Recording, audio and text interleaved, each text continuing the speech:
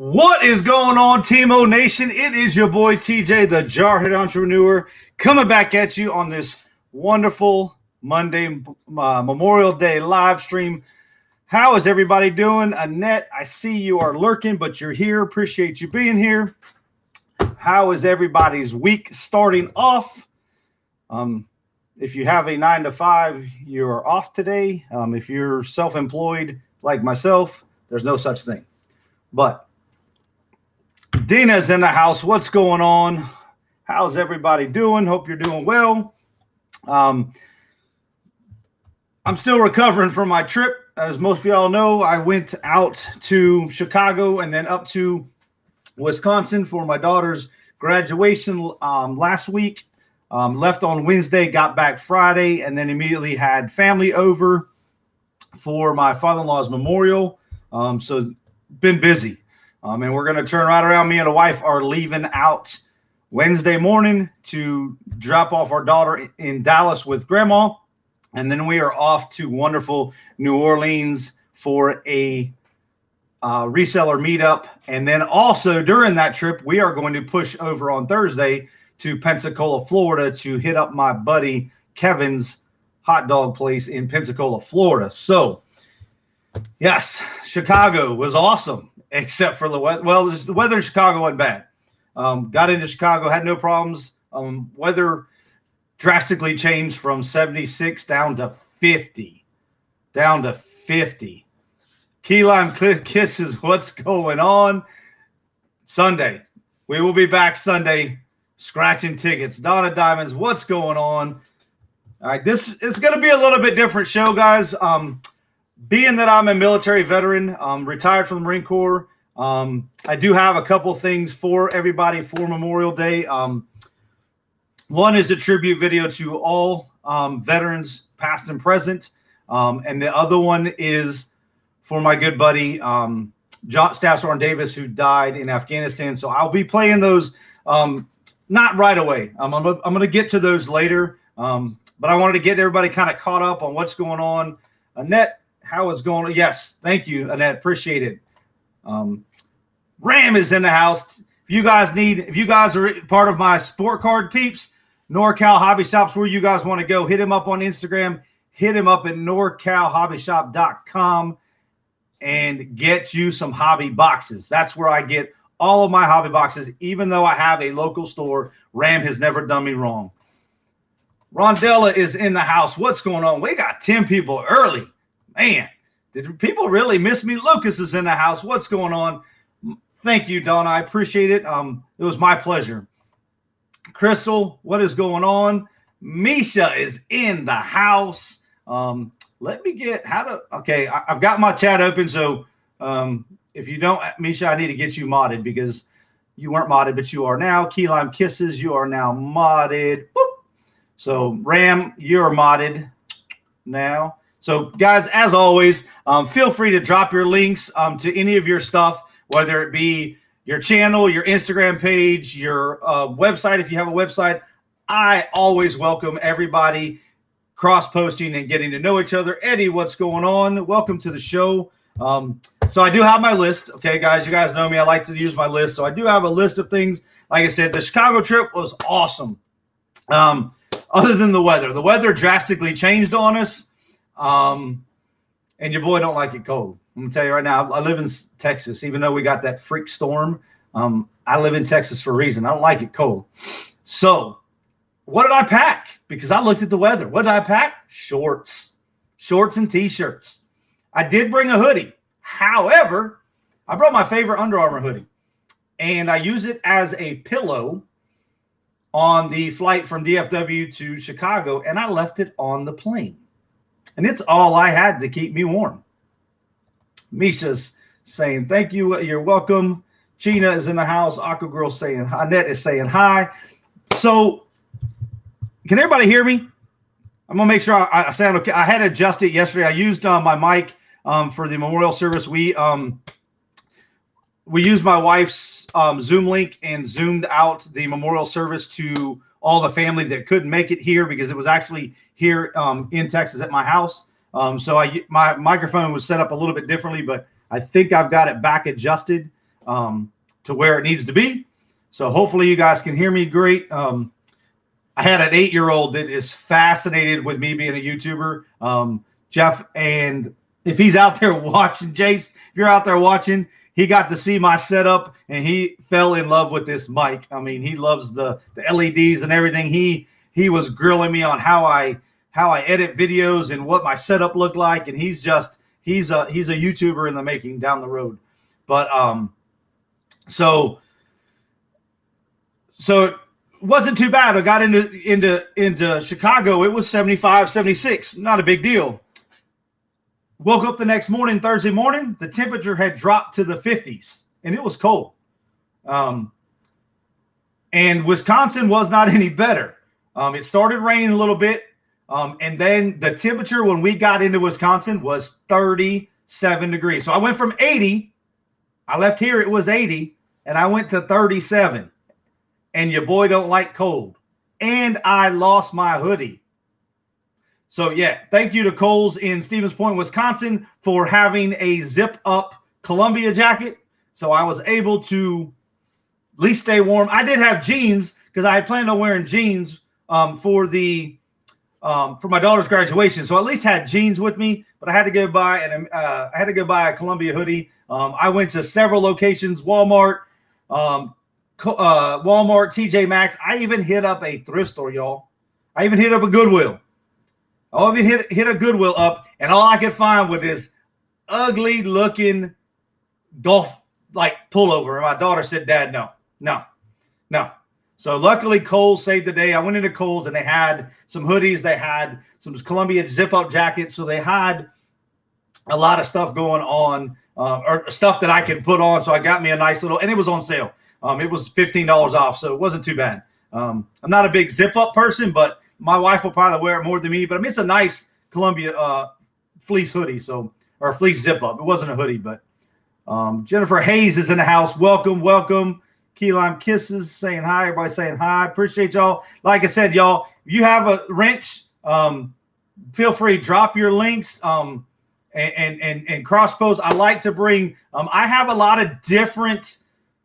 One thing that's kind of unique to my channel, yes, I'm a reseller, so I have my reseller group, but I have lottery ticket scratching people. I have people that watch me do T-shirts. I have people that are going to watch, my crafting stuff. I have people that, like I said, the reselling group, sport cards, people that watch sport cards. That's where Ram with NorCal comes in. So I have a lot of different groups that I can bring and mesh together, and we can all support each other and we can all grow together. So that's what I do like about my unique little vibe. Some people are like, you've got a niche, you've got to do one thing. Nah, TJ's not. I've never been normal, and I don't plan to ever be normal, so I'll never do the normal things. But yes, Chicago trip, we got up there. Everything went as planned. Even spending dinner with my ex-wife, that was an adventure. And if any of my kids are watching, they know exactly what we're talking about. But we got through it. We had some good laughs. We're still having some good laughs, but hey, dinner for my daughter. My daughter, Madison, was thrown with a lot of life curveballs. Lucas is asking about Bastard. Bastard is good. Bastard missed Daddy. He was happy that Daddy came home, and because my wife will not feed him. So I fed him before I left, so he got a nice healthy dose of minnows Friday. So when I got back Friday, I hooked him up. So definitely. But yeah, so my daughter was thrown with a lot of different life curveballs, what have it, just with her education and just life in general. But she made it. She didn't give up. She told me she was going to graduate, and she did. I'm very proud of her, Madison, if you're watching, which I doubt because none of my kids watch their dad on YouTube. But that's okay, because YouTube one day might support them a little bit more. So who knows? But we had a blast. I was able to bring well, my son, he went to his mom's, so obviously he wasn't there. He went to my son actually flew out. Like my son, I dropped him off at his, put him on a plane at 11:15, and then I flew out. If some of y'all watched the live stream, because I did go live from DFW Airport on Wednesday, which is pretty cool. I was in a newly rebuilt or newly remodeled wing. It was the D terminal, and man, it was awesome. It was like fancy. I should have taken a video of the bathroom, because like the sinks were even like these futuristic sinks. It was cool. It was all modern, and it was fancy compared to the rest of the airport. It was fancy. But there is Misha dropping links. Yes, guys, drop your links, because that's what we're here for. I want everybody to cross sub and go. I'm just going looking down my list. So yeah, everything with the Chicago trip landed back on Friday morning, literally to go get a shower and go right into a live stream. If you guys were looking for me live, I'm sorry, Friday. I was so exhausted. I was able to do about 15 minutes of the live stream on Friday, and I just could. I was exhausted because I literally had been up. I had 3 hours sleep in the past 24 hours, and it all caught up to me. And so, because I literally got up at 5 a.m. on Thursday morning and got no sleep until I got back. I got to sleep like 2 hours. We stopped for like 2 hours at a truck stop on the way back to Chicago. Me and my daughter did. And then I slept 1 hour on the airport floor because Marines can sleep anywhere, and we do. I had one guy ask me if I was okay, and I'm like, yeah, I'm sleeping, dude. Leave me alone. But that's what we do. So yes, definitely drop your guys' links. There's Jennifer dropping hers, Crystal dropping hers. Subscribe, guys. Check each other. But don't just subscribe, guys. Subscribe, leave a comment, say, hey, I found you from the Jarhead. That would be cool. I'd like to see those comments. Slot Prince is in the house. What's going on, boss? But yes, Bastard is doing well. Bastard was happy Daddy came home along with my other fish.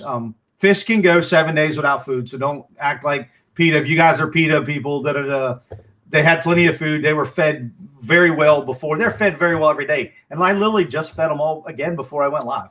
So they definitely were happy Daddy was home. We got back. Like I said, family was already coming into town on Friday. They all started continually coming in Friday, and then we all kind of got together on Saturday. That's why I canceled all live streams Saturday and Sunday. So for those of y'all that were missing those live streams or missing the lottery tickets, don't worry. We will be back live this Sunday. Yeah, we can sleep anywhere. We've learned to. I learned from boot camp to sleep standing up, because sometimes that's all you can get. If you can catch in a cat nap while you're waiting to do something. Jennifer dropping links. You guys, if you guys are not supporting Jennifer Hayes, that is the mod of all mods. Hit her up, show her some love. And BJ Saul, what is going on, brother? Yes, I popped into Pittsburgh's auction a few times. I try to support everybody I can. I try to be 50 million different places at once, and it works sometimes. Sometimes it doesn't. So don't get offended, guys. I'll get to your live streams as they pop up. So, but like I said, you guys, if you guys go subscribe, leave a comment on their last video. Let them know that that you're there, that you're a new subscriber, because some people have their subscribers or their way when they do subscribe to somebody, they have it hidden. I don't personally, but some people do. So if you want to get somebody that subscribes back to you, what is going on, Don Southern Finds? Let me get you a wrench. Welcome to the stream. I appreciate you guys. As y'all see on the bottom ticker, I am live every Monday, Wednesday, Friday, 1 p.m. Central Standard Time, 2 p.m. Eastern Standard Time. That is not going to stop, because this week I'm now turning around, like I said, and me and my wife are heading to New Orleans on Wednesday. But we will be live Wednesday from my truck. We should be, depending on what time we leave Friday, we're going to try to drop our daughter off pretty early. In Dallas, and then we will be shooting in. So we won't be in New Orleans, but we'll be close when we go live, when I go live from the truck. Depending on what the roads look like, I might be bouncing all over the place. I apologize for that. There's nothing I can do. I don't have a gyro stabilizer in my truck to stabilize the video, but I'll do the best I can. It's all going to depend on Louisiana's roads. And if y'all have been to Louisiana, they're not the best in the world. But we are going to still be live. Be looking for some pop-up lives while we're in New Orleans. I'm going to pop up live. I'm going to Harrah's Casino in New Orleans on Wednesday night. So I will be going live from there while I'm playing slots. So we'll be going live from there, doing a little thing. And as long as they're cool with it, usually the casinos will let you, as long as you're on your machine, they'll let you. So unless somebody tells me differently, then we should be okay. I'm going to ask first to make sure that there's a flat no recording. Some of them, I know you can't like record on the floor where all the tables are, but we're going to do our best. So be looking for some lives from all over the place. Thursday morning, like I said, I'm driving to Pensacola. Me and my wife are going to get up Thursday morning, and we are driving to my buddy's hot dog place called the Whacked Out Wiener. If you guys are ever in Pensacola, that's where you want to get a hot dog. He's got hot dog. He's got 24 flavors of Hershey ice cream. That is my good buddy Kevin. We served in, we were instructors at the schoolhouse in Fort Leonard Wood, Missouri. And we also both retired out of Cherry Point with MWSS 274 together. So he's a very, very person that gives back to the community. He does a lot for the community. He does a lot for veterans, first responders. If you are a veteran or first responder, you get a 10% discount there. So definitely mention that, and also tell him that Team O sent you. He'll know exactly why you guys are there. And so I've been giving him some love. Last time I was on live, I went to his website and messaged him, and he messaged me back. He texted me back, was like, thanks for the shout out. So Kevin will be there June 4th. So definitely be on there. So like I said, if you're in Pensacola, that's the place you want to go. Let me pull up his link real quick. I thought I had it saved on my little cheat sheet, but I didn't. So it is called the Whacked Out Wiener Pensacola. There's several locations. So you could definitely, if you're not near Pensacola, but you're in Florida, there are several of them in the area. So I know he was like the 5th or 6th franchise. So they're definitely be able to look at. And he also does events. So if you guys need a food truck, he's got a food truck. So definitely check him out. Especially like I said, he loves going to events. That was one of the suggestions I made to him when I was first when he was first setting up. Here is his link. This is the link right here. And you can message him directly from that link and just tell him Timo sent you. But he will take care of you. Kevin is great people, gives back to the community, outstanding person. I haven't met his wife yet, but I met him through Facebook, but I will meet her tomorrow or on Thursday, hopefully if she's there at the shop. But Kevin is usually there in the shop, so you'll probably run into him. Great guy. You even get to when you go there, you can get in a hot dog suit, guys, and you'll see me. I'm going to do it. I'll do it. I had pictures when we did it last time, but I'll get in it this time again. He's got a hot dog suit for you, and you can put a hot dog suit and take a picture out in front of his sign inside. So definitely check that guy out. So that brought us back. Like I said, that's what's going on this week. Like I said, we did have family in town this weekend. If you guys follow me on Instagram, I'm going to pull up my Instagram link. I had it all set up, but apparently it went away. I don't know how, but I will pull up the family with the shirts that I made. There it is right there, guys. So that is the family with the shirts that I did up that you guys saw me press on the live stream. There's everybody in front of my house with the shirts on, and that's what the shirt looks like right there. So, it really everything went over well. It was great having family in town. As you guys know, sometimes when family comes in, it gets stressful. It does. Most of these people, they were coming from Washington State. They came from Arizona.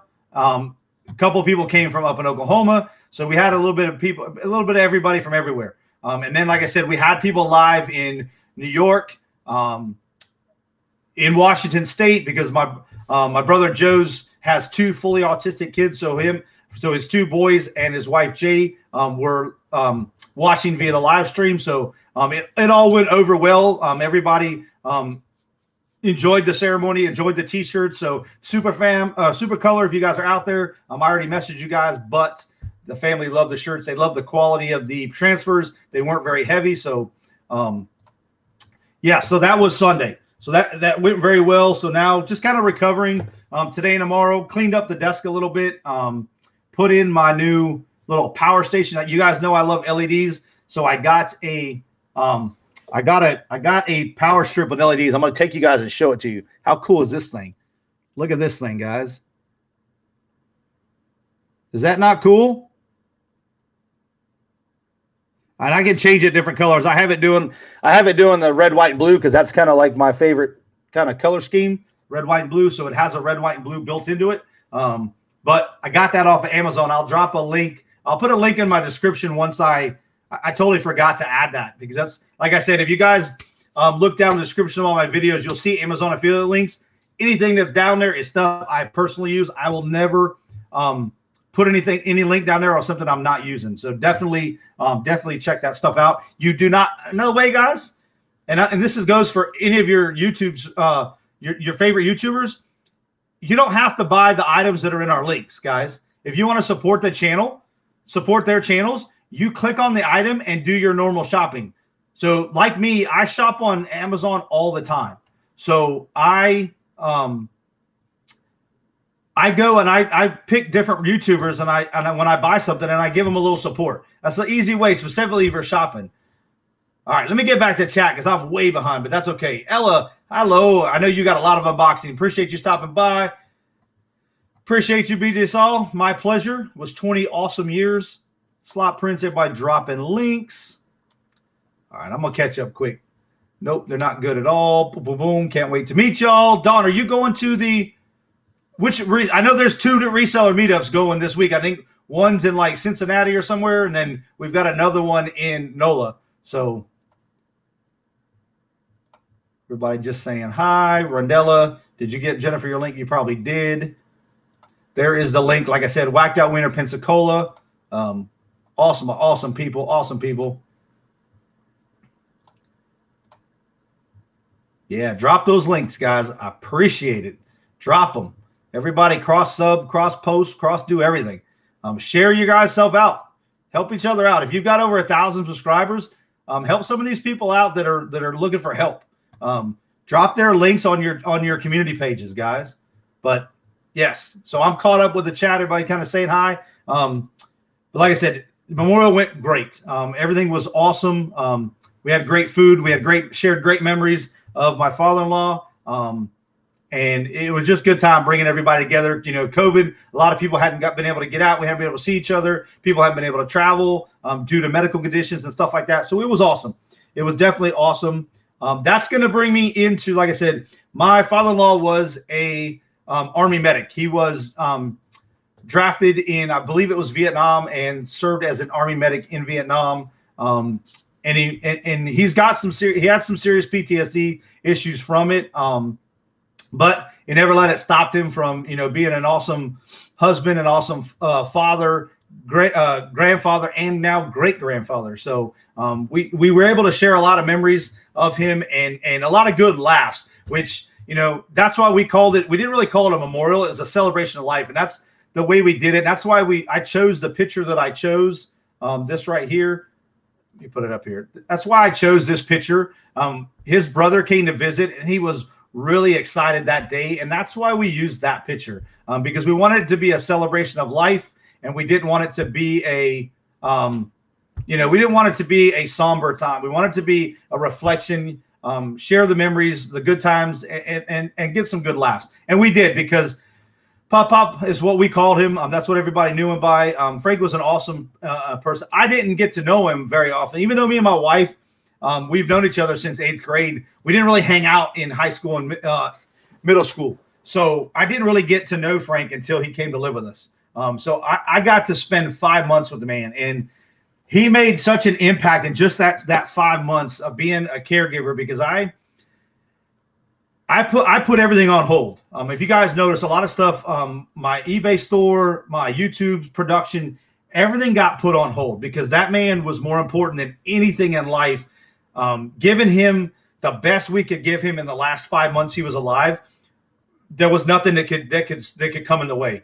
And so just being the caregiver for him, it's taught me a lot to not take things for granted. We all take things for granted, and we don't know when our time is going to come. And today's one of those days to reflect on the men and women that went before us, that went before me, that went before my dad, who's also a retired Marine Corps vet. He spent 20 years in the Marine Corps. We overlapped by about, I came in July 94. My dad retired from the Marine Corps in April 95. So we had a very short overlap of time that we were both active duty. But, being Memorial Day, it hits home for me because I had a good friend that I lost in Afghanistan, and not a day goes by that we don't think about him in one shape or form of another. And so I've got a couple things that I wanted to share with you guys, a couple videos. One is to all our military veterans out there, past, present, future. This is a day to reflect and think of the freedoms that we have and things that we have that somebody gave their life for us to have those freedoms. Because you know what? We could be in a communist country where somebody is dictating what we do day in and day out, but we don't. We are where everybody seeks to go. Everybody wants to come to America. Everybody wants to come to this country. You don't see people fleeing to other countries. They want to be in America for one reason or the other. And there's a reason for that, guys. We have the best freedoms that we all get, you know, and I've taken some of those for granted. I'm not throwing stones at anybody, but a lot of it gets taken for granted. And it's not till something happens that we take a step back and we look and we say, you know what, maybe I should have done something different. And, you know, taking care of my father-in-law gave me a whole new perspective on life. You know, I hadn't lost a parent. Me or my wife had not lost a parent until that time. I've lost friends. I've lost aunts, uncles, you know, lost cousins, but never have we lost a parent. And my grandmother, you know, lived with me and passed away when I was 12. She lived in my home right up until the end, and she ended up in the hospital. And then she died not of breast cancer, because she was a breast cancer survivor, but she died from complications that the breast cancer caused. She was given 6 months to live, and she lived 5 years past that 6 months. I wasn't old enough to understand it then, but I look back now and I'm like, you know what? She fought and she fought and she fought. And I was Marine Corps from the get-go. Okay. My dad was a Marine. I didn't grow up with my dad in my life until I was 16. But I still wanted to honor, you know, that's what I want to do. I tried to join the Marine Corps at age 12. I walked into a recruiting office at age 12. But you have to be 18, guys. You have to be graduate. I was ready. So I went into the Young Marines at age 12, and I spent about a year or so in the Young Marines while I was in California before I moved back to Texas, before I moved to Texas. So, you know, I was from the get-go. College was not going to be an option for me. I'm going to the Marine Corps. That's what I'm going to do. And that's what I did. There was no hesitation. There was no thought. But that's what this weekend is about. It is about barbecues. And I've seen people say it's not about this, it's not about that. Okay. It's about whatever we want it to be about, what it means to us. Okay. I'm not one that goes, you know what? We should be honoring people. We shouldn't be taking days off. It's a time to reflect. It's a time to reflect on our personal lives and what this weekend means to you. You know, I barbecue. I celebrate, okay? And it is the kind of thing, you know, a lot of people say, you know, happy Memorial Day, or they say happy this. It is a time to be happy, guys. It's not a time to make it all about status. We're honoring those that went before us that give us the freedom that we have today. That's what it's all about. How you guys celebrate that or you honor that, that's up to the individual person. And there's no right or wrong way. You'll never hear me say, no, that's the wrong way to do it, guys, because who am I to tell anybody else that that's the way to do it?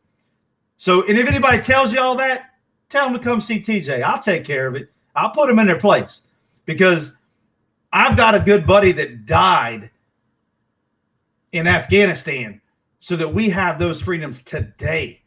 There's many that went before him that gave us those freedoms. Without them, we could be under a totally different rule, guys.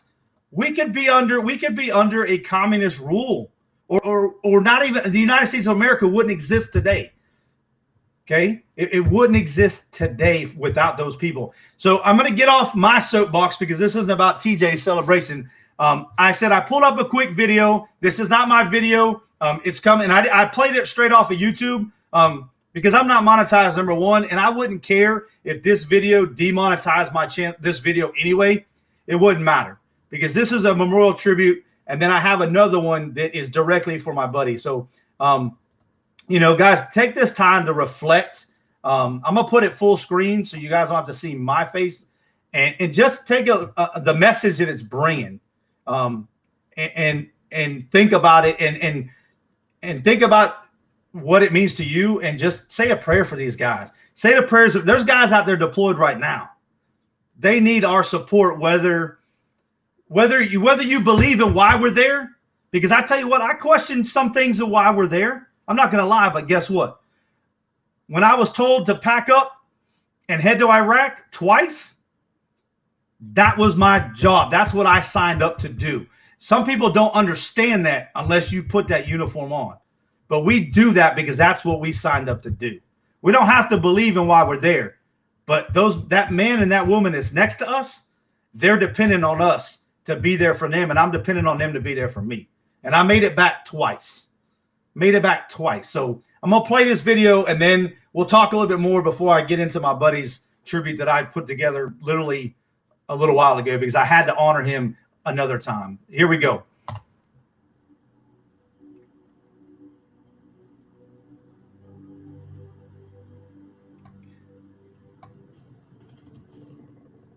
I'm hoping y'all can hear that.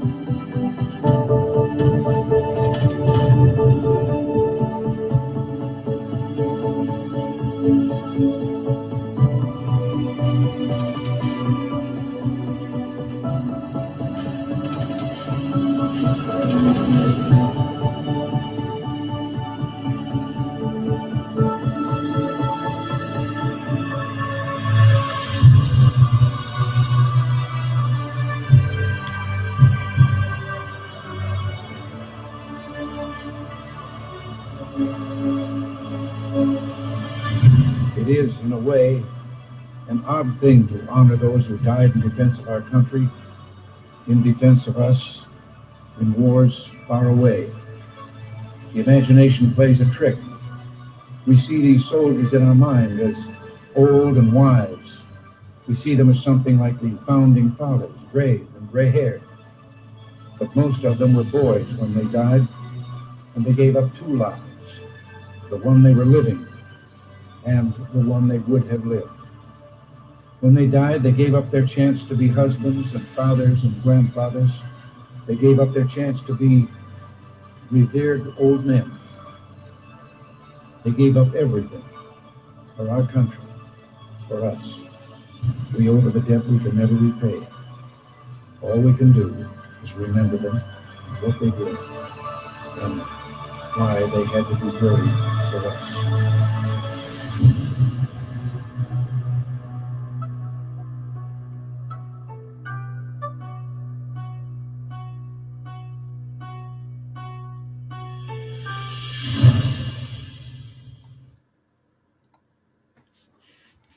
All right, hopefully everybody's still with me. That hits home for me. It hits home because I got buddies that didn't come back. And I live with that every day because I did twice. Twice I came back, and I don't know why. I don't know why. And that's one thing that I battle to every day is anxiety, depression, and guilt. Because my buddy didn't come back. My buddy's son, Calvin, I'm sorry, let me get some water.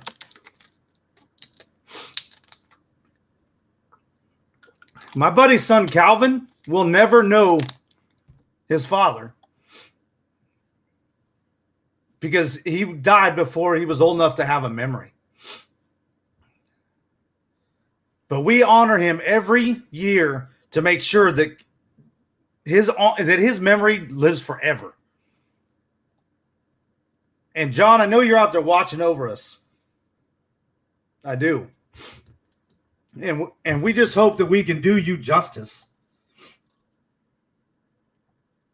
Because, I mean, he won't. He's why him? Why not me? My kids were old enough to know who I was. It would have still hurt, but why me? But I do everything I do every day to honor him as best I can. Because I made it back twice. And he was close to retiring. But his number was called to go back to Afghanistan, and he didn't come back.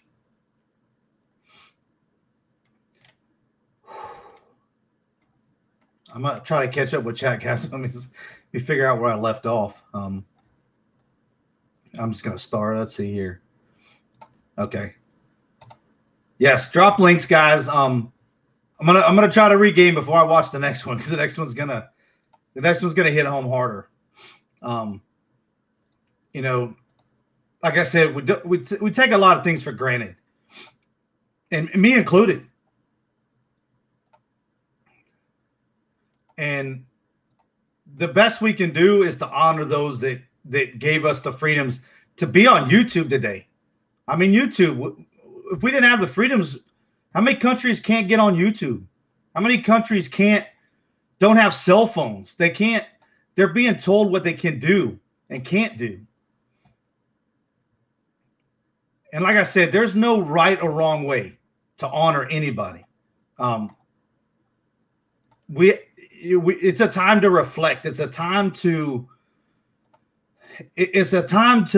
just give back and support. Even if you don't support, you're not going to offend me if you don't support us going to help other countries. But that's what America does.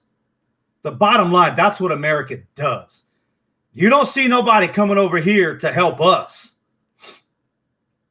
9/11 is a great reminder of why we do what we do. That should be a great reminder. And I say great not as in great, but that's exactly why we do. We make sure we go over to foreign countries and make sure that doesn't come here to America. Could you imagine? Could you imagine if things that we go over to do in other countries came right here to America? I bet you we'd have more people in Texas, because we're gun friendly over here. I can tell you that.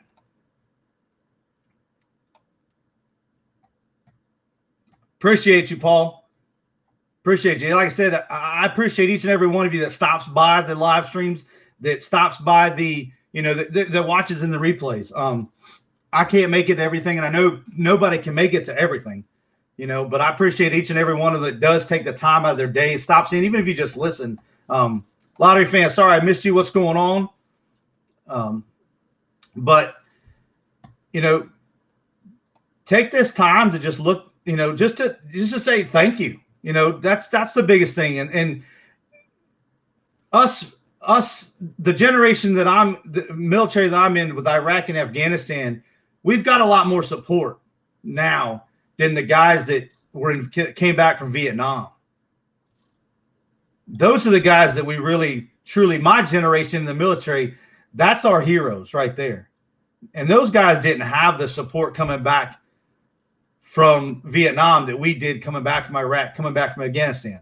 And we don't have 100% support, and that's okay, because what we do gives the people the right and the freedoms to not support or not support. Like I said, you won't hurt my feelings. I've had many people say, I don't support what you guys did in Iraq, and that's okay, because I wasn't over there for them. I was over there for the people that needed us. When I went in 2004, I got to see the combat side of Iraq. Okay, I got to see the combat side. When I went over in 2006, I went over as I'm a transportation guy. I'm a logistics guy. So I went over as a transportation liaison for a civilian contractor. Now, the civilian contractor was a retired Marine Corps lieutenant colonel that was running the company, and his sole company's job was the reconstruction logistics of Iraq. I unloaded ships full of equipment, F-150s, John Deere tractors, you name it, to rebuild Iraq. I got to see the political side of Iraq the second time.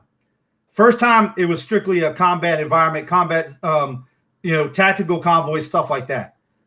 The second time, I got to toss candy to little kids in the town right outside of one of our supply compounds. I got to see the smiles on their faces when they knew that we were coming through. They would line up in the streets because they knew I was throwing water bottles out for them to drink, and I was throwing candy for them to eat. So I got to see the political side. Now, I was medevac because I had my gallbladder taken out in Iraq, and down in Qatar, and I came back up to Iraq 10 days later, and about a month after that, I developed jaundice and had to be medevaced. A good buddy of mine came to inventory the gear. When you get medevaced out, you can't take everything you brought. So I got to take my flak, my helmet, and that was it. My weapon was turned into the armory, and all my gear was inventoried and sent back to me, which I still have that box that it was sent back in. It was sent in a plastic shipping container. I still have it in the garage. When my buddy that came to inventory my gear, there was a mortar that exploded outside of where I would have been sleeping. So somebody was looking out for me. This happened about a week after I left. So somebody was looking out for me somewhere. Somebody put me on that plane, on that aircraft to Germany for a reason. I don't know what that reason is yet, but someday I'll figure it out. Maybe that's to spread the message that we're here today for. Maybe that's to, give back to the veterans that I'm trying to do with me getting monetized and doing the charity donations and stuff like that. I don't know what that reason was, but somebody looked out for me because a mortar landed right outside of where I would have been sleeping. And I didn't know that. I didn't know that till my buddy got back from Iraq and he told me what he saw and showed me pictures of my room, but the windows. I was in a barracks. I was in Baghdad in the green zone. I was there when Saddam was captured, and when he was tried, when he was put on trial. That was a scary time, guys. That was a scary time. You had people that were full Saddam supporters, and then you had people that were shooting guns just because they were happy that Saddam was convicted and then eventually killed. We didn't know who was who. That was a crazy time to be over in Iraq, because we didn't know who was friend or foe at that point. I was in our supply compound, had just come back from throwing that candy I just talked about when the verdict came down that he was guilty, and we immediately got told to lock down because people were just shooting guns. You didn't know if they were shooting at you or they were just shooting because they were happy. But that could be right here in America, guys. That could be right here in America if it weren't for these men and women that are just putting their family, everything aside to just be free. And it's a volunteer service. Nobody made me sign the dotted line. It's a volunteer. We're in a time now that we've got enough volunteers. My father-in-law was drafted. We have his draft card in his wallet still. He was drafted, so he didn't have a choice. But we've got choices now. Things have come a long way since then. But like I said, I just wanted to take that time and part of this live stream to just for people to reflect. And like I said, celebrate whatever you do or don't celebrate. That's the freedom that we have. It just reflect back, if anything, on your family, and that tomorrow just may not come. It may not. We're not promised TJ might not be here tomorrow. So live every day like you're not promised tomorrow, because we're not. So I'm going to play this clip. This is something I put together with some pictures and stuff. And it's just a moment of silence. It's only a minute long, just to honor my good buddy Staff Sergeant Davis and the sacrifice that he and his family gave for us to be here today. So let me put this, see if I can put this on the live stream. Let me see if I put it big screen. Nope, I don't want that. I don't want the shared screen. There we go.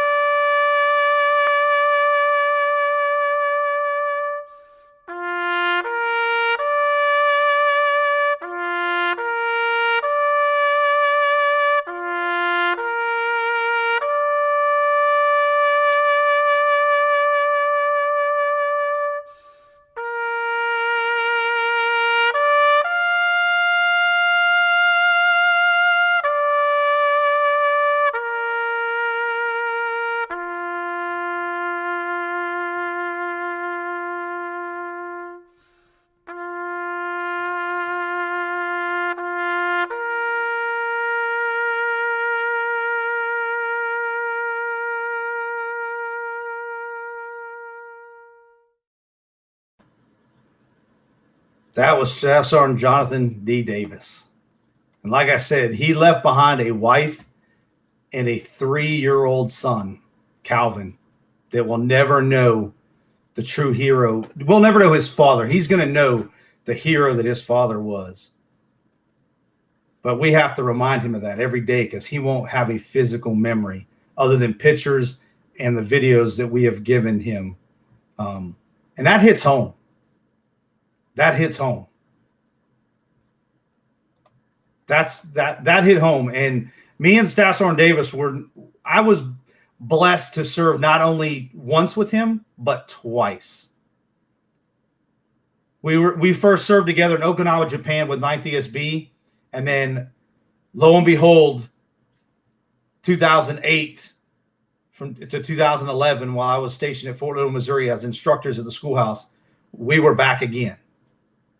And shortly after that, I left for my last duty station, which was MWSS 274, and he went to Camp Pendleton. And we got the news a few days after February 22nd, 2013, that somebody close to us was gone. Couldn't believe it. Didn't sleep for days. No way. Checked everything we could do to figure that it wasn't true, but it was. And we live with that every day now. But he wouldn't have had it any other way. He was getting ready to retire from the Marine Corps. And that would have probably been his last deployment. And he did make it back. But he wouldn't want us crying today. That's the kind of guy he was. He would want us living out life to the fullest, because that's what he did every single day. And we had our issues. We all do. We fought all the time. That's what Marines do. We argue, pick, but we'll be right there next to each other fighting when it comes time. But let me get back to chat real quick. Appreciate you, Sun City Scratchers. Let me see if I lost my, there it is. I had a pop out of the chat so I can make sure everybody has a wrench that needs a wrench.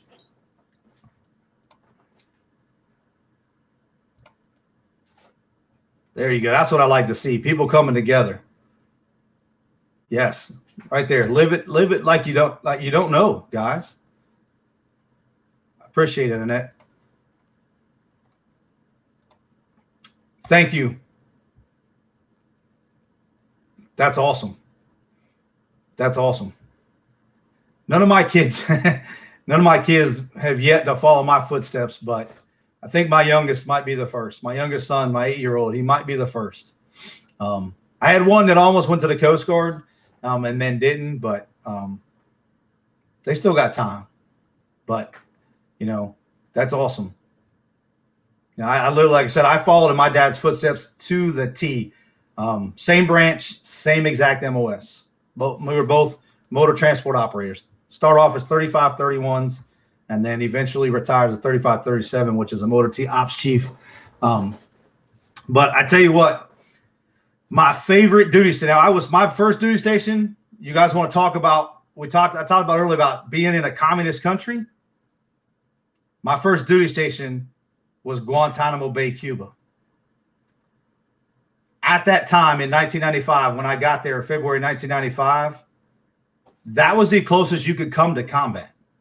I had a communist country on the other side. I had live minefields.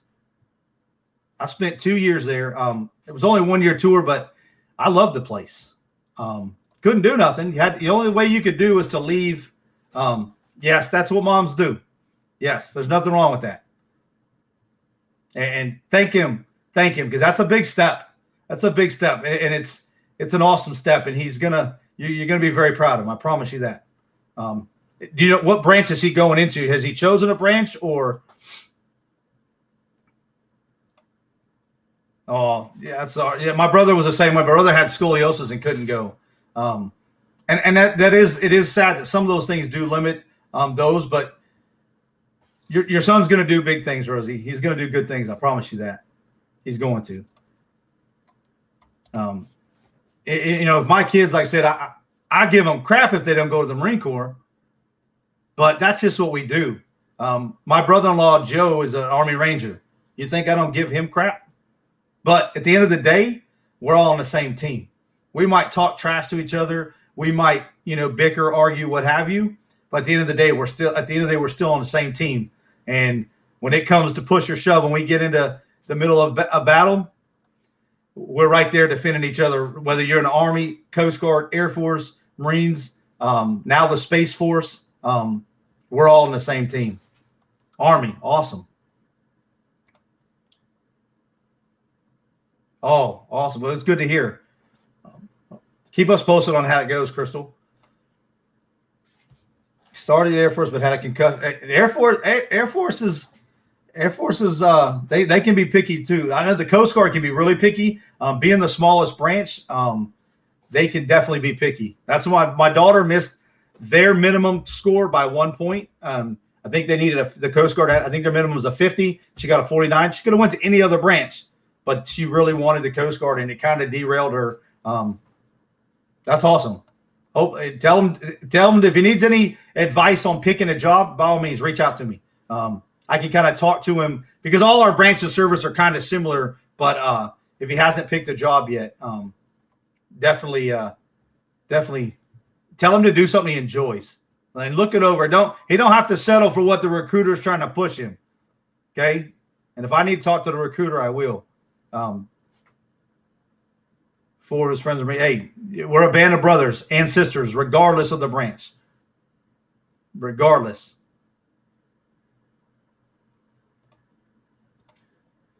Lucid Curios, what's going on, brother? Appreciate you being here.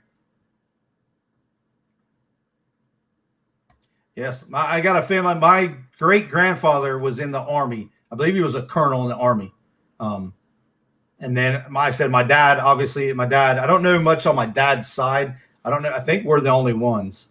But I'm hoping one of my kids eventually carries it on. But if not, you know what? They're out there doing bigger things. They're in college. They're one studying to be a vet tech. One is becoming a pharmacy tech.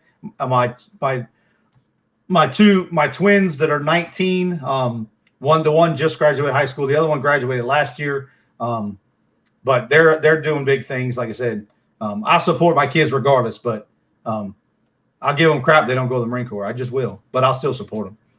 Yes. Hey, that's one thing. And guys, anybody that has kids in high school right now, okay, whether they're thinking about going to the military or not, if I could give one piece of advice out there, is if your kids are given the opportunity to take the ASVAB. Okay, the ASVAB is the test that all branches take to determine our jobs. Take it while they're in high school because it's a lot of basic comprehension tests, English, math, some scientific stuff. But then there's just a lot of it is like mechanical and stuff like that. That stuff's fresh on their memory. So have them take it, okay? And they only got to take it once. They don't have to take it again if they score high enough and they decide to go in the military. They could choose whatever job they want. Now, I scored a 72 on my ASVAB and I pretty much had free reign to do a lot of stuff.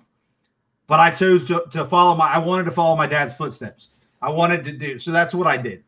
But if they take the exam now and decide to go later, it's still there.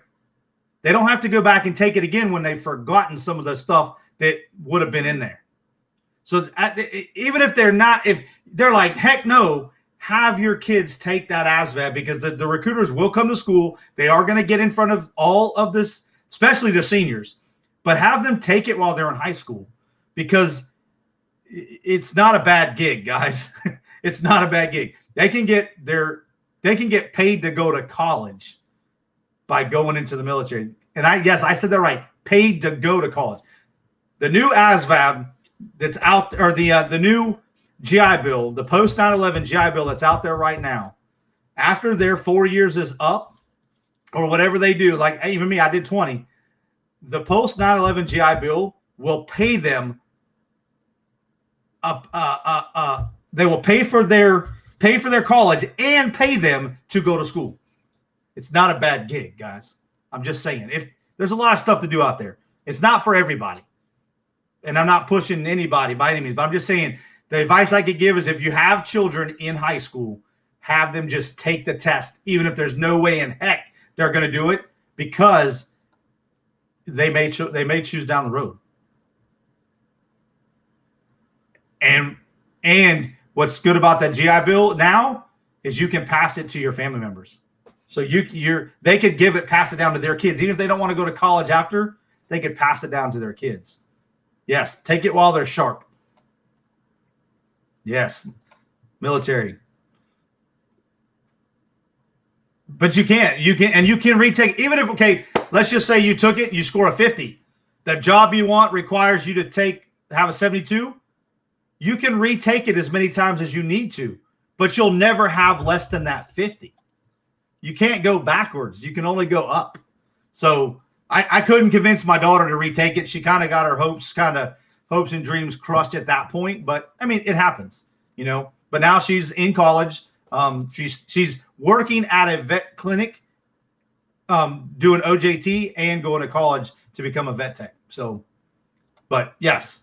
Yeah, exactly. They can and they can go to college while they're in. It's not a bad gig. Guys, when I came in the military in 1994, I made $770 a month. We're not doing it for the money. Yes, y'all heard that. $770 a month. $770 and 10 cents. Don't forget the 10 cents. That was my monthly salary coming out of boot camp. We're not in it for the money. We're not getting paid. Trust me. We're not making, but the education they can get, the discipline they can get, and like I said, it's not for everybody. If they want to be an entrepreneur, tell them to hit my subscribe button. I'll teach them how to make money. I tell my kids, and I tell my kids now, you know, even with college these days, unless your specific field requires a degree, you know, I don't push college on anybody. I told my kids, go out and do you. You know, don't do what dad did. Don't do what mom did. Don't do you. Be yourself, and we'll guide you, and we'll support you either way. Yeah, that was something that Donna, he probably came in under I was under the Montgomery GI Bill when I first came in, but because I was in when they passed the new bill, I actually get to use both. So the old Montgomery GI Bill paid a flat rate for college, and that was it. You got, I think it was like $36,000 for college, and that was it. But the new one, when I retired, now I went to college, but I switched degree programs. So I used up my GI Bill and didn't finish my bachelor's, but that's okay. I got a YouTube degree. I'm good. I can do everything. I'm making plenty of money without a degree. I really honestly just wanted it to put on my wall. I didn't plan on working for somebody. I went back to do graphic design. Yeah, Yeah, he 89. Yeah, he was under the Montgomery GI Bill, more than likely. Sarcastic, what's going on, brother? Don't worry about it. Don't worry about it, Mark. You're here now. You're golden. Appreciate you being here. But like I said, anybody needs to talk, they can blow up. If they need any information on military, I'll give them all the advice I can give. So tell them to email me, hit my inbox. I'll give them a one-on-one. We can Zoom one-on-one, and I can talk to them about the benefits. I can also give them the negative stuff, because it's not all glory. You know, you're going to be away from your family. You might miss holidays. And we don't get a choice. We don't get a choice on that. When our time, when we're told to go somewhere, then we're going. So it's, you know, but I support everybody, whether you want to go or you're not. I give them some advice regardless. But definitely, like I said, it's not a bad gig. It's not. Food ain't too bad. I know y'all hear horror stories. I was eating steak and lobster every Friday in Iraq. I don't know if it was steak. It might have been camel, but they told us it was steak and it was some kind of lobster every Friday in Iraq. It wasn't too bad. And we had Baskin Robbins ice cream. So, yes. Yeah, the VA, I'm going to tell you right now, you hear horror stories about the VA, and I'm not saying they're not true, but they're not all. I haven't, and now I'm retired, so I don't deal with the VA other than my disabilities, other than things that affect, because I'm retired, I have my own medical through the military. Me and my wife have, we have medical and dental for life. Awesome. Thank you for your son's service, brother. Baghdad, did he get pictures of the cross swords? That's like the big monument, if it's still there. The big cross swords that are in there. I had a good time in Baghdad. I'm not gonna lie. It was scary because we had to go out. Like I said, I was attached to a civilian contractor, so I was the military liaison. My job was to communicate with the units where these convoys were traveling into, to let them know, yes, they're a civilian convoy. However, they are a part of what we're doing here. So my job was to reach out to the unit and say, hey, I've got a convoy coming through around this time into this grid, into your grid area, your grid square. And if they need help, they're legit. I would give them their call signs and let them know this is who's coming through, and this is approximately when they should be in your area, so that you know. And we had to, part of that is we had to go into downtown Baghdad once a month to take the security guy that was part of our logistics company out to a meeting with the local sheiks. So we had to go. Now we drove in. But when I told you I had a different experience, I rode around in up-armored Suburbans. The second in 06. I was in tactical vehicles in 04. In 06, I was riding around in up-armored Suburbans, looking like Secret Service.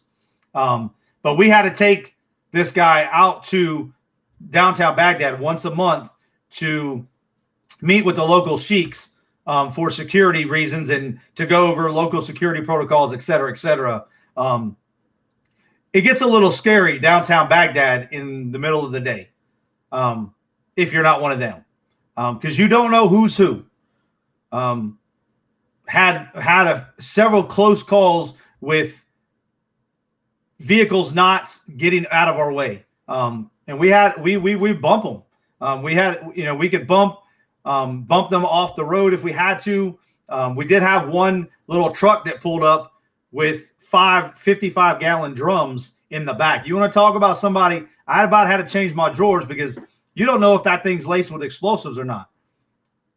So he wasn't getting out of our way. He wasn't yielding, and because we had sirens and we had sounds to make them to get their attention.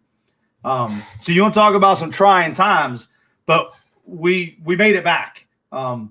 Luckily, that wasn't somebody that was out there to kill us or to harm us, but that's what these guys are going through. We're going into towns that we don't know who's who. And so you guys think that, you know, the United States has got it bad.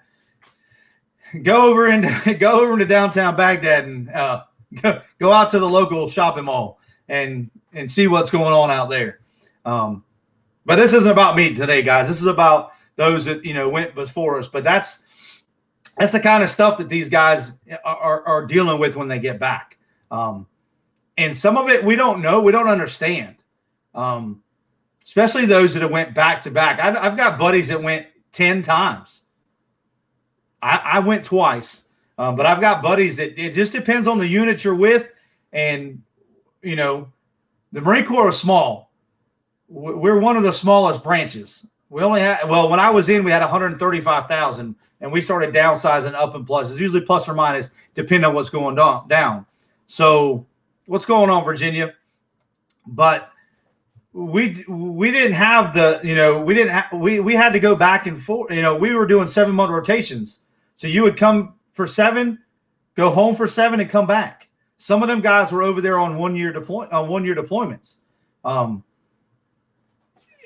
And we just, sometimes you didn't know when you were coming back, like if you were coming back, you know, that's something that those guys deal with. And I still to this day scan the roads back and forth looking for things in the road. That's one of the PTSD triggers in that. Chicago was good. Chicago was fun, Virginia. For Chicago, it was a long, short trip, but it definitely was. It was definitely awesome. The graduation, everything was awesome. But, you know, there's things today that I still do.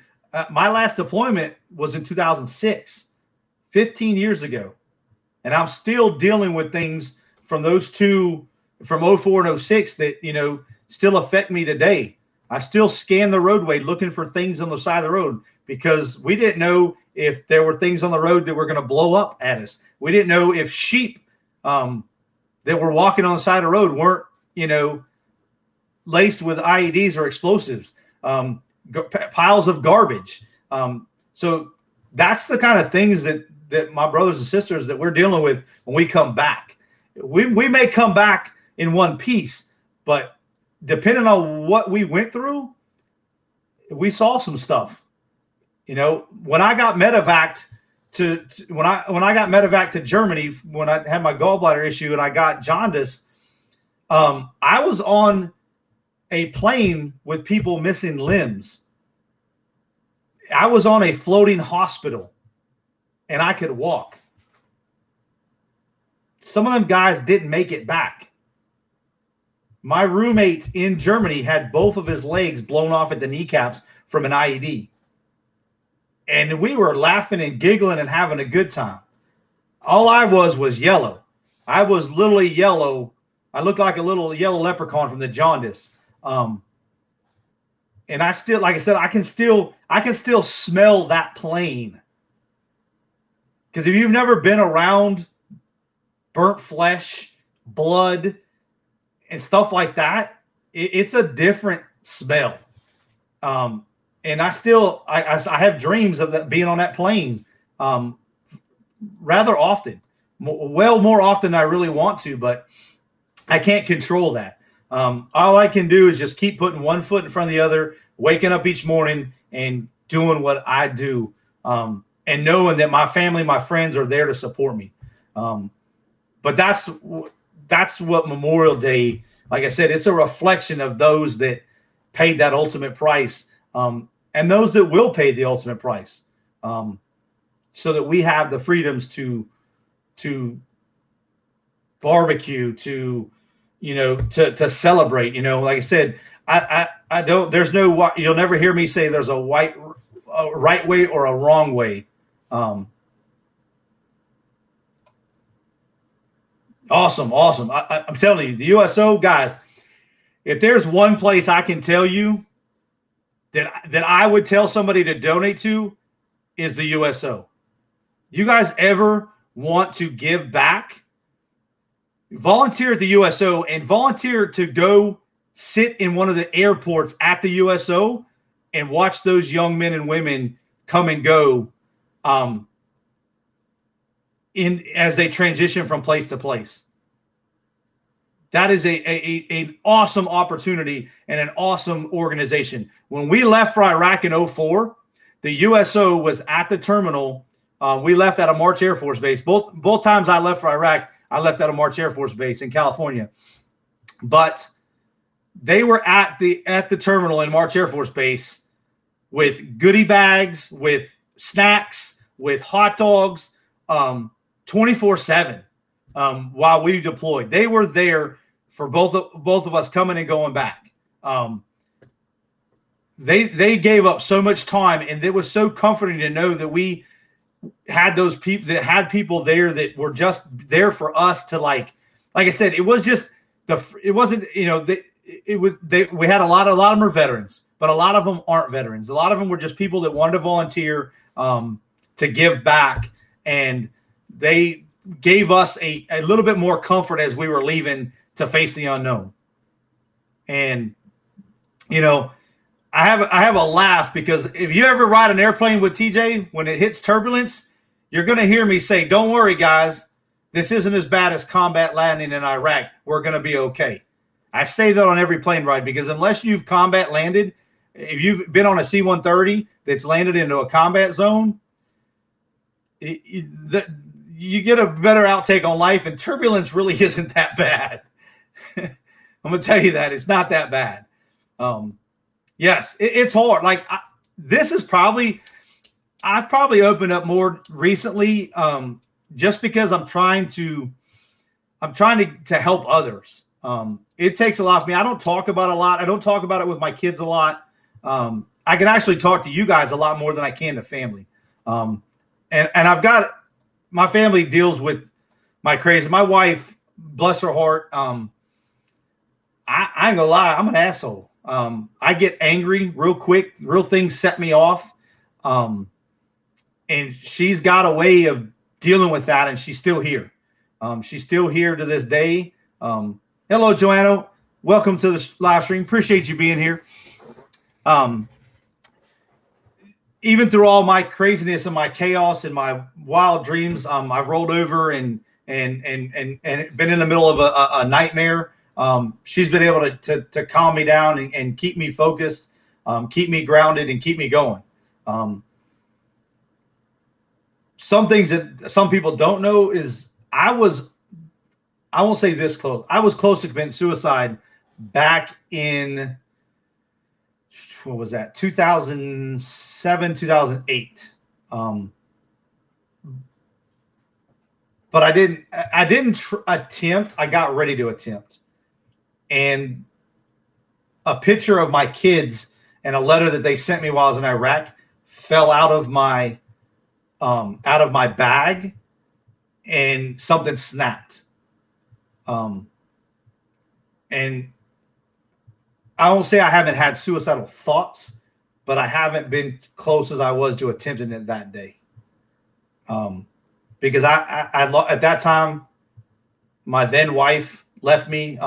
She struck up a relationship while I was in Iraq, and then moved shortly after I got back, with my kids across country. And so I didn't have nothing left at that point. And this was, like I said, I came back in November of 2006. So yeah, this had to have been 2007, because I had just gotten back. So I got back in November, and this all transpired down in May timeframe. So, that was the closest I came. And I won't say I haven't had thoughts. I have a lot of, like I said, a lot of things is like survivor guilt. Why me? Why did I come back? Why was I on a plane and able to walk with guys and women that couldn't? And I said, I don't know why. I still to this day don't know why. I asked the doctor, I asked the psychologist, I asked them several times. They don't have the answer either. My second cousin Steve is much older than me. Like my mom, they served in Vietnam, and sometimes, yes. I had a teacher, me and my wife had a teacher, Mr. Yielding, in high school that was a Vietnam veteran, and he flipped over the desk one day and yelled grenade. And we're in high school. We thought it was funny. I understand it now looking back at what that guy is going through. what Mr. Yielding was going through, because we didn't understand it then. We knew he was a Vietnam vet, but we didn't know what PTSD was. We didn't know what was going on and what happened in his brain. We just saw him flipping over a desk and yelling grenade, and we didn't know, what it was. Yeah, saying he can hear a chopper coming. I mean, Vietnam was a scary time. I mean, the technology, we got a little bit, I'm not saying things are better now, but we were able to call home from Iraq. We had internet. We had ways of communication. Vietnam did not. They had the mail system, and mail got lost all the time. Mail got lost. My dad was in Baghdad. My dad was in Desert Storm and wrote me a letter, because I wrote to him when the war broke out in 92, because I didn't know my dad at that time. And I wrote a letter, and I had the recruiter help me get the address to my dad's unit. So I sent off a letter, and I didn't get the letter back from him, until he got back, because a letter that he sent me was lost. Yeah, you guys won't know it. I can hide it. I can hide it very well. I can't sit in a restaurant I have to be facing the door. And my wife knows that. My wife will ask me, do you want to sit here? Or do you want to sit here? Which is better for you? That's one of my triggers is out in public is I don't go out in public a lot, like in big groups. I'll go have fun. And I've gotten a lot better, but big crowds, I get my anxiety gets up quick. And then, like I said, if I sit in a restaurant, I have to be able to see the exit and entrance. I can't explain it. Part of it is, not, like I said, not knowing who's walking through that door. But that's one of the triggers that I still have. For a while, because of the protocol of driving in Iraq, one of the things that I didn't even realize I did till my girlfriend at the time had mentioned it to me, is that I shifted lanes every time I went underneath a bridge. And that was one thing we did in Iraq, is anytime you went under a bridge, you switched lanes, because they would be on the overpasses throwing grenades, explosives off the bridge. So we always switch lanes to give an element of surprise and come out a different lane. I did it for a while. I'm not doing it now that I know of. If I do it subconsciously, but for a while I was. I can deal with fireworks, but like big things that rock the house still startle me. When I first got back in 2006, back at Camp Pendleton, an artillery round went off from training, and I literally stepped right back in the hospital. Right back. I was coming out of the hospital from an exam, and I literally stepped right back in without even it was like instinct. But yeah. I said my father-in-law. I said I didn't know my father-in-law other than the last 5 months, but he was in Vietnam, and all he kept saying was something about an explosion that was bright, and there was people everywhere. Like, he just kept repeating that over and over and over again. Yeah, like I said, it's those things that that's where guys and gals need y'all support. Things that we can't even control, that we're dealing with mentally. And that's why, like I said, when I do get monetized and we get things rocking and rolling, that my super chats and stuff, I'm going to be donating them to a foundation called Semper Fi Fund, and they help men and women of all branches of service with needs, both for disabilities and things. And then eventually I would love to have my own charity to help Marines with PTSD, whether it be just something as simple as taking them fishing or hunting or something of that nature to get them around other veterans. That's what I want to do. And I think that was my purpose of making it back, was to help keep memories alive, but also to help those that may not be able to help themselves. Because there's a lot of them out there that they lose their family. They don't have the family support. It's tough. It's tough. I know my wife is putting up with a lot of crap, and I'm thankful that she's still here with me today. Because without her, I wouldn't be, without her and my kids, I definitely wouldn't be here in 2007. I would not have been here if it wasn't for my kids. If that picture and a letter that they sent me in Iraq wouldn't have fallen out, there's no telling. There's no telling. I had a loaded gun and a knife. I didn't know what I was going to do yet, but I had it, and I put them away. And so I'm still here, and I got a purpose, and we're figuring out what that purpose is. But like I said, guys, don't take life for granted. Don't live every day, and be thankful for what you have and the freedoms that we have, and however you guys honor our men and women in the military this weekend, whether it be eating a good healthy steak, barbecuing, pouring out some alcohol, drinking a beer, just pray for them. Pray for them, and just, whatever you do religious wise or whatever you guys do, think about them, and just we need that, because a lot of them think they're alone out there. And I see it every day. I'm in a bunch of veteran groups on Facebook and things, and there's a lot of people that think that they're alone out there, and they're not. And like I said, things, right now we're kind of in a calm, but we do still have people like Front Range Flimps, whose son just got back from Baghdad. We still have people deploying out in harm's way, guys. They may not be in the mass numbers that we were for the initial push into Iraq in 2003 and then all the campaigns, but we still got people out there that are out there on the front lines and away from family and friends. That's the biggest thing, is being away from family and friends during any holiday. Christmas, we don't get to pick and choose when we're going to be home or when we're going to be away. When our units number, depending on who we're with, when it's their time to go somewhere, then we're going. Me personally, if I found out about an opportunity, I volunteered, because that's what I came in the Marine Corps for. I didn't come in the Marine Corps to sit back and just kind of earn a paycheck, or I wanted to be doing what I signed up to do. And so, funny story is, I wasn't supposed to be in Iraq in 2006. My OIC kept me out of the rotation for the group that was going. But I had a good buddy of mine that found out about the liaison position, that they were looking for a motor transport, somebody that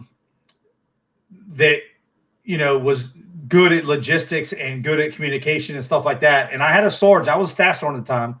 I had a good sergeant that put my name in somebody's ear, if somebody that would be willing to go, because he messaged me and was like, do you want to go? Would this be something that you'd be interested in? And I was like, you're damn straight. I'm ready to go back. And I was, like I said, I wasn't on the current deployment list for the guys going out. And so my buddy put my name in a hat, and next thing I know, I got called in my major's office and was getting my butt reamed. Who the hell are you? Who did you do? What did you do? I told you you're not going back to Iraq right now. You're going later, whatever. What did you? I had no clue what he was talking about. Well, the commanding general for our commanding general for our unit, our 1-star, had by name requested me on a plane in 30 days to be in Iraq. And the smile on my face, I think, pissed my major off more. But that's what I signed up to do. And I said I had a purpose and I had a reason to be there. And like I said, I got to see the political side of why we were there. We were the people that we were helping, the little kids that didn't get a choice on what was going on around them. I unloaded boxes of Barbie dolls, crayons, ammunition, cars, John Deere tractors. I had a 5-story ship full of equipment to rebuild Iraq. So I got to see the political side of why we were there, and it was awesome. And I'll cherish those memories forever, the goods and the bads. But like I said, my last memory was being on that floating hospital, coming back from Iraq, or flying into Germany with people that couldn't walk, that just had been blown up, that had been, you know, hit with IEDs, hit with mortars, what have you. And here I was walking off a plane while they were on stretchers and gurneys, being rushed into the operating table, and I was walking because I had jaundice. So, you know, that, like I said, that guilt still bothers me, but I get through it. And like I said, I know we're going to do good things. And that's what I'm here for. Awesome. Rode a horse today, grilling out Larry. Yes. I plan on doing a little bit of grilling, a little bit of pouring out some alcohol. I don't even drink, guys. That's a whole nother topic of why I don't drink. But I'll probably buy a 6-pack of my buddy's favorite beer, just to pour one out for him and maybe drink one. But, you know, I'm going to go ahead and cut this off. Normally I'd go till 3, but I just heard my brother-in-law, my Army Ranger brother-in-law, has shown up. They're not leaving out till tomorrow. So they're coming to hang out. So I'm going to go ahead and end this now, but I appreciate each and every one of you that have sat through this live, listen to me rant. I'm going to give you a couple things. I'm going to go through my list. I didn't get through my list. I apologize, got off track. Like I said, the rest of this week, Wednesday, I will be live from the truck on the way to New Orleans, and then look for some pop-up lives. So make sure you guys have that little bell click so you'll know that when I'm going on lives. Yeah, there's a different plan somewhere for me, and we're figuring it out. Thanks, Crystal. So make sure y'all got that bell click, because I said I'm going to be going live from Harrah's. I'll try to go live as much as I can in New Orleans. I'm planning on going and finding gators. I'm not going to lie. I'm going to find some gators somewhere, whether it be on a boat with somebody, whatever. We're going to find gators in New Orleans. So definitely want to have that bell click so you guys know when I go live, because like I said, we're going to be popping up live in New Orleans that whole weekend. And then we'll be back Sunday for the regular live stream on Sunday for you guys that are part of my lottery group, my lottery click. I will be scratching live Texas Lottery. We have $395 from the last time we went live rolling over. So there will be a mix again of tickets again. So that will go Sunday as planned. Summer plans. I will get to those next live stream, or I'll get to those when we get back from New Orleans. I'll hit summer plans and future plans. One last thing I did want to push out before I went. One YouTuber that definitely deserves some recognition. He does a lot for the reseller community. Most people know him. But I wanted to shout out, if you guys are not subscribed to Johnny Cajun Roots Reseller, there is the link popping up right there. Go ahead and give him a sub. We're trying to get him to 1,000 subscribers. He's already got the watch hours. He does some awesome things. So definitely, guys, even if you are already subscribed, push his link out there. Put him on all your social media, your personal Facebook. Get Johnny to 1,000 subscribers. That would mean the world to me. But like I said, as I close, guys, thanks everybody for coming. Everybody that's going to watch this on the replay, y'all mean the world to me. Go out, honor our veterans. Call one of your loved ones that you have not talked to in a while, even if it's just to say hi.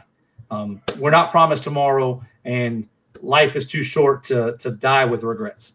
So as always, guys, stay humble, stay hungry, stay focused, and until next time, peace.